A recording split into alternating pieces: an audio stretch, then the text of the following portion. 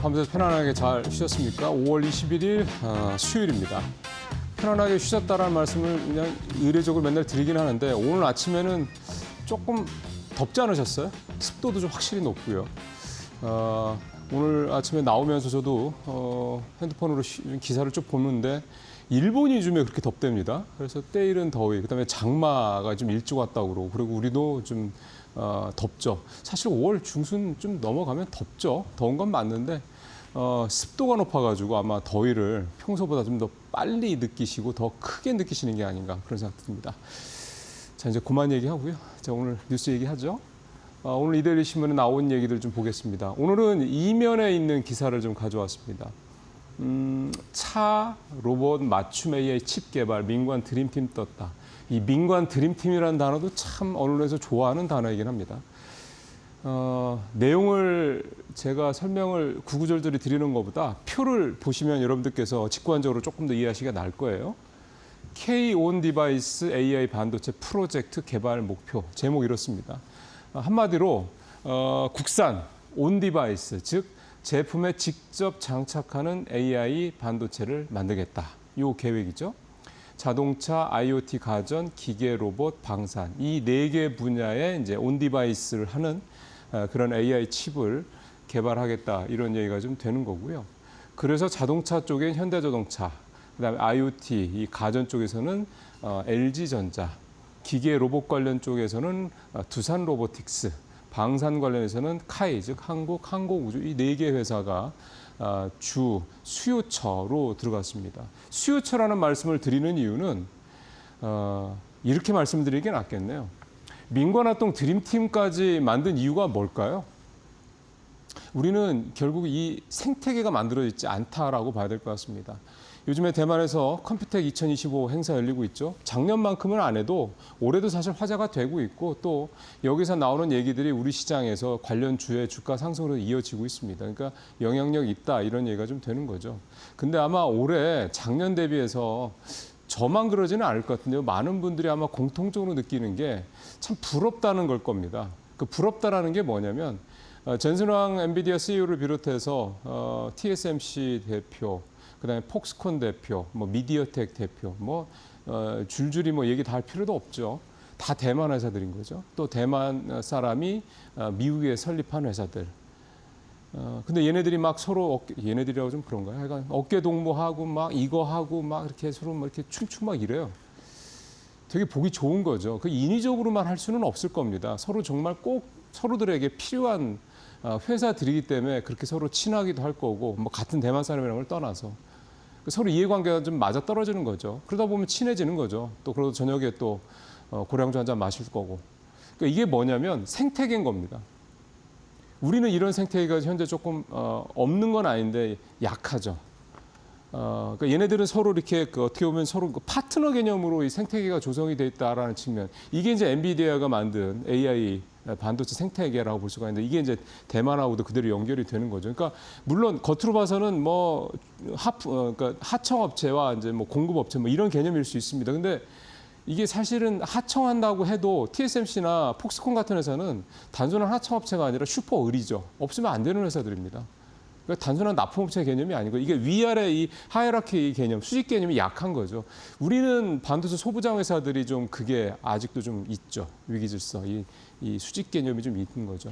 이게 이제 미국의 생태계와 한국의 생태계, 미국이나 대만의 생태계와 한국의 생태계가 조금 다른 점을 볼 수가 있겠는데 저는 이 AI 온 디바이스 AI 반도체 프로젝트 하겠다 할 때 민관 드림팀 이런 표현보다도 사실은 이게 이제 우리 쪽에서도 이 생태계를 만들려고 하는 거구나라는 그런 느낌을 좀 강하게 받았습니다. 왜냐하면 여기에 좀 이를테면은 이제 AI 반도체를 설계하는 팹리스 업체들이 메인이고, 그다음에 좀 전에 말씀드렸던 이런 우리가 흔히 아는 이런 대형 회사들이 이제 수요처가 되는 거거든요. 수요처는 지금 그런 자기들한테 꼭 맞는 맞춤형 AI 칩이 없기 때문에 수입을 합니다. 반면에 우리 팹리스 업체들은 최근에 필요사 AI가 그나마 좀 각광을 받고 있긴 합니다만 이 팹리스 업체 설계하는 회사들 같은 경우는 수요처가 없는 겁니다. 왜냐하면 너무 작으니까 우리나라 큰 회사들이 쟤들을 어떻게 믿고 우리 제품에다가 반도체를 발주를 해 이렇게 얘기가 되는 거죠. 그래서 그거를 중간에서 정부가 나서서 사실 진작에 했어야 될 일이죠. 어쨌든 지금 뭐 늦었다고는 하더라도 어쨌든 늦었다고 할 때가 제일 빠른 거라고 하니까 해서 이제 이 필요한 그러니까 이 팹리스를 설계를 해서 이제 뭐 파운드리에서 이제 삼성이나 해서 만들겠죠. 이제 그 중요한 건 설계니까 해당 회사가 꼭 필요로 하는 그런 반도체, AI 반도체를 설계를 해줄 팹리스 업체, 그다음에 그 반도체가 필요한 이 수요처인 뭐 자동차 회사, 가전 회사, 그다음에 뭐 방산 이런 기계 회사 이런 데까지 로보틱스 회사까지 이제 합쳐져서 이제 이걸 만들겠다. 아마 근데 굉장히 빨리 잘 진행이 될 수도 있을 것 같습니다. 큰 문제만 없으면. 또 새 정부에 들어가서도 AI 쪽에 뭐 대규모로 투자를 하겠다는 얘기가 나오고 그거는 사실 새 정부 누가 정권을 잡더라도 안 하면 안 되는 상황이거든요. 안 그러면 이제 우리나라가 완전히 밀려날 수밖에 없는 상황이기 때문에 그래서 이런 부분들이 물론 대만이 상당히 부럽고 하긴 한데 대만도 그게 하루아침에 된 건 아니거든요. 그러니까 우리도 이렇게 시작해서 또 좀 하다 보면 기존의 기반이 있기 때문에 굉장히 빠른 속도로 우리도 굉장히 양질의 AI 시대에 딱 부합하는 생태계를 만들 수 있지 않을까 그런 기대를 해봅니다. 자, 오늘 두 번째, 세 번째 얘기는 이제 해운 쪽 얘기를 해볼 건데요. 먼저 해상운임 쪽 운임 상황부터 먼저 말씀드리죠. 지난번에 4월 22일 날이었나요? 해간 미국과 중국이 관세 협상을 어느 정도 합의를 했죠. 그래서 관세율을 대폭 인하를 하고 그다음에 사실은 이제 중요했던 게 90일 유예였습니다. 그러니까 일단 그 당시에 뉴스도 그렇고 시장도 그렇고 관세를 145%에서 35%, 125%에서 10%로 낸다. 이거에 방점을 두고 환호를 했는데 사실은 업계로 따지면 90일 유예했다는 게 더 굉장히 중요한 뉴스였습니다. 그게 무슨 소리냐면 90일 유예인데 90일 뒤에는 다시 복귀될 수 있다는 얘기죠. 145%가 아니라 그 이상으로도 뭐 큰 의미는 없습니다만 관세율 자체가. 그다음에 또 하나는 이 90일까지 가지 않더라도 그 사이에 또 트럼프 대통령이 수틀리면 또 바꿀 수 있다는 얘기죠. 지금은 슬슬 뭐 그런 분위기도 일부 있다는 얘기도 나옵니다만 그러다 보니까 지금 어쨌든 관세가 유예됐을 때 그러니까 지금 내가 원래 발주하고 또는 공급받던 가격으로 납품하던 가격으로 지금 물건을 보낼 수 있을 때 지금 이제 주문을 최대한 당기는 겁니다. 이게 이제 2, 3월에 나왔던 사재기죠. 이게 지금 다시 나타나고 있습니다. 사재기가 늘어난다. 그러니까 미리 선주문을 하는 게 늘어난다. 그러니까 물량이 늘어난다. 그러면 만드는 데도 만드는지만 만든 물건을 이제 수출을 하는 거니까 배를 태워서 보통 보내기가 쉽죠. 그럼 해상 운임이 수요량이 늘어나니까 당연히 공급은 한정되어 있는 거고 그러면 어떻게 되겠습니까? 당연히 수급의 어떤 이유 때문에 해상 운임 가격이 올라갈 수밖에 없는 겁니다. 이게 작년에 나타났던 현상이죠. 그래서 작년에도 해운주들이 굉장히 좋았었는데 이 현상이 좀 나타나고 있는데요. 표 한번 보시죠. 가장 대표적인 게 상하이 컨테이너 운임 지수입니다. SCFI라고 하죠. 이게 작년 7월 아까 말했던 작년 한참 좋을 때 3,733까지 갔다가 분위기 별로 안 좋을 때 이제 올 이제 봄이죠. 그때 1,400대까지 한 300대 후반까지 떨어졌다가 지금 다시 1,470까지 조금 올라왔습니다. 이게 계속 좀 올라가는 상황이 되는 거죠. 특히 최근 일주일 동안에요. 134포인트나 올라갔습니다. 그러니까 이 1,300 했던 게 1,400대로 좀 확 올라온 거죠. 그리고 지금 이제 시작이 된 거니까 이 SCFI 지수가 계속 올라갈 여지가 상당히 높다. 그러니까 즉 해상 운임이 계속 올라갈 가능성이 높다. 왜냐하면 물동량이 계속 늘어날 테니까요. 앞으로 사재기 때문에. 자, 이렇게 되다 보니까 전체적으로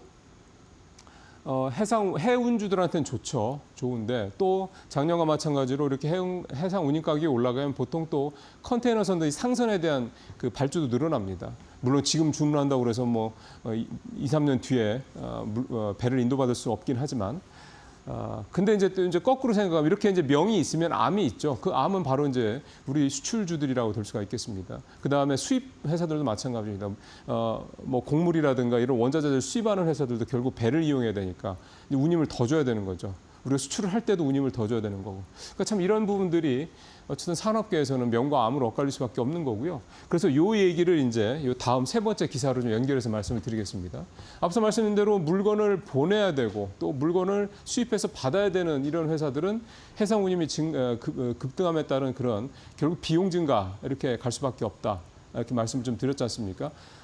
예를 들어서 작년에 삼성 같은 경우 삼성전자만 해도요. 근 3조 원을 물류비를 썼더라고요. 작년에 해상 운임 셌었으니까 그런 여파가 있는 거고. 그래서 좀 떨어져서 좋았는데 이제 다시 말씀드린 사재기 때문에 올라가는 건데 자 그러면 이제 우리 입장에서 봤을 때는 해운주들 다시 한번 주가를 볼 만한 거죠. 근데 이미 우리나라의 대표 해운주죠. 대장주인 HMM은 주가가 이미 많이 오르고 있었습니다. 표 한번 보시죠. 5월 초에 17,000~18,000원대 정도 하던 주가가요. 지금 22,000원까지 올라왔습니다. 굉장히 많이 올라갔죠. 지금 불과 한 3주도 채 안 된 거죠. 2주 조금 넘은 사이에 주가가 한 5,000원 정도 올라가니까 그 30% 정도 올랐다 이렇게 좀 볼 수가 있겠습니다. 이렇게 올라갔던 이유, 그러니까 이번에 해상 운임이 아니라 그 전에 이렇게 올라갔던 이유가 일단은 정책 수혜의 기대감. 이제 이재명 민주당 후보 대선 테마주 개념 뭐 이런 거죠. 뭐 그러니까 대선 테마주, 정치 테마주라기보다는 정책 테마주 이렇게 보시는 게 나을 것 같습니다. 그다음에 실적 1분기 실적 발표했는데 좋았죠. 어닝 서프라이즈 이거 영향도 있겠고요. 그다음에 굉장히 주주 환원 정책을 적극적으로 펼치겠다 얘기를 하고 있습니다. 그러니까 이거는 요즘에는 자사주 소각이랑 이제 같은 등식이 성립이 되죠. 그러니까 자사주를 앞으로 1년간 2조 5천억 규모를 사들여서 매각을 하겠다. 그러니까 소각을 하겠다 이렇게 얘기를 했습니다. 그러니까 자사주를 사는 게 중요한 게 아니죠. 요즘에는 자사주를 산 거를 얼마나 소각할 거냐 이게 중요합니다. 그래서 그거를 또 HMM이 하겠다 발표를 좀 했기 때문에 어쨌든 HMM이 주가가 상당히 좀 긍정적인 모습으로 좀 가고 있고 이러다 보니까 사실 HMM은 대주주가 국가죠. 그러다 보니까 정부 차원에서도 이제 주식을 지분을 조금씩 이제 매각을 할 수 있는 여지도 좀 가까워지고 있다 그렇게 좀 볼 수가 있겠습니다. 물론 이제 물량이 나오면 주가에 부담이 되죠. 그러니까 그거는 이제 그때 갈 문제고 지금 뭐 그 얘기가 좀 구체적으로 나오는 건 아니니까요. 근데 지금 어쨌든 호재가 참 많은 거죠. 실적도 좋고, 그다음 업황도 좋고, 거기다가 나라에서 도와준다고 하고, 특히 뭐 정책 이재명 후보 테마주로 엮였을 때 이제 그 이유가 이재명 후보가 북극 항로 개척하겠다는 얘기를 했거든요. 이 북극 항로 개척하겠다는 이 화두를 던진 거는 굉장히 사실은 의미가 있는 겁니다. 왜냐하면 아시겠지만 지금 지구 온난화 때문에 북극이 좀 빙하가 계속 녹고 있죠. 트럼프 대통령이 되자마자 현재 덴마크의 땅인 이 그린란드를 자기네가 그냥 아예 가져버리겠다 뭐 등등등 이런 사실 굉장히 과격한 발언을 했었는데 그 부분도 그렇고 러시아도 굉장히 그 부분과 관련이 있고 사실 북극 항로의 가장 큰 힘은 러시아가 쥐고 있으니까요. 그다음에 얼마 전에 트럼프 대통령과 푸틴 러시아 대통령 간의 이 정상회담 했을 때 그 주요 의제도 많이 알려지진 않았지만 북극 항로에 대한 얘기가 분명히 있었을 겁니다. 어차피 북극 항로와 로코를 봤을 때 가장 힘을 쓸 수 있는 데가 두 나라인데 두 나라가 이거를 뭐 치고받고 해가지고 서로에게 도움될 게 없으니 여기서 잘 한번 우리가 서로에게 윈윈이 되는 그런 이익 구조를 만들어가자 뭐 그런 얘기 했겠죠. 뭐 그냥 만나서 뭐 우크라이나 얘기만 했겠습니까? 그러니까 그러다 보니까 이 북극 항로의 중요성이 굉장히 큰데 우리가 얼마나 인발부를 할 수 있을지는 모르겠습니다만 적어도 조선 강국인 우리 입장에서 때는 쇠빙선 시장에 있어서는 우리한테 또 큰 시장이 열릴 수 있다는 점 이런 점들을 봤을 때 이런 조선 쪽 그다음에 또 하나가 북극 항로를 이용하게 되면 시간도 굉장히 줄이고요. 그만큼 비용, 연료 이런 거 굉장히 줄이게 됩니다. 그래서 그런 부분에서 이제 우리 해운주들한테도 해운사들한테도 굉장히 중요한 얘기가 되기 때문에 이런 북극 항로에 대한 얘기, 이 얘기는 이제 화두가 나왔으니 앞으로 계속해서 좀 워치를 하실 필요가 있고요. 관련돼서 러시아나 미국의 움직임도 좀 꾸준히 보실 필요가 있겠습니다. 자, 오늘 마지막 기사는 이제 가상자산 얘기인데요. 짧게 하겠습니다. 우리 가상자산 투자하시는 분들 1,000만 명 육박을 했고요. 해외로 빠져나가는 돈이 13조 원이다 이런 얘기입니다. 표 한번 보시죠. 가상자산 사업자에 대한 실태조사 결과인데 여기에 이제 아주 요약돼서 잘 나와 있습니다. 하루 평균 거래 대금이 작년 상반기에 비해서 작년 하반기에 7조 원을 넘었고요. 원화 예치금 10조 원 넘었고요. 시가총액도 107조 원화 됐어요. 거의 2배 이상 늘었죠. 2배 가까이 늘었죠. 그리고 거래 이용자가 이렇게 한 30% 늘었고 가장 많은 연령대는 역시 30대가 제일 많고 근데 사실 대부분은 970만 명 중에 3분의 2는 100만 원 미만, 50만 원대 뭐 그러니까 소액으로 하시는 분들이 사실 대부분이고요. 뭐 1억, 10억 이렇게 되는 분들은 사실 그렇게 많지는 않습니다. 1억 이상 투자하시는 분이 21만 명. 이게 6개월 전에 비해서 11만 명이 늘어서 2배 이상 늘은 거죠. 10억 이상 투자자도 1만 명을 돌파해서 3배 이상 늘었는데 어쨌든 트럼프 대통령이 뭐 계속 그 가상자산 얘기를 했고 그런 부분들이 좀 작용을 했다 좀 볼 수가 있겠고요. 이제 제가 마지막으로 드릴 말씀은 근데 앞서 보셨던 이 돈들이요 사실은 어떻게 보면 이제 국내에 있는 다 돈들인 거잖아요. 이게 이제 국내에서 사실은 주식에 들어가거나 부동산에 들어갈 수 있는 돈들인데 이 돈들이 이제 가상자산에 또 그만큼 이제 쪼개져서 들어갔다는 얘기가 되는 거고 또 이게 또 해외로 빠져나오고 있지 않습니까? 그러니까 결국은 이제 어떻게 보면 수급적인 측면에서 국내 주식시장한테는 별로 그렇게 좋은 재료는 아니다 이렇게 봐야 될 것 같습니다. 근데 아마 이제 점점점 더 이 수치가 늘어날지 줄어들지는 않지 않겠냐 이렇게 생각이 좀 됩니다. 네, 뉴스 브리핑 마치겠습니다.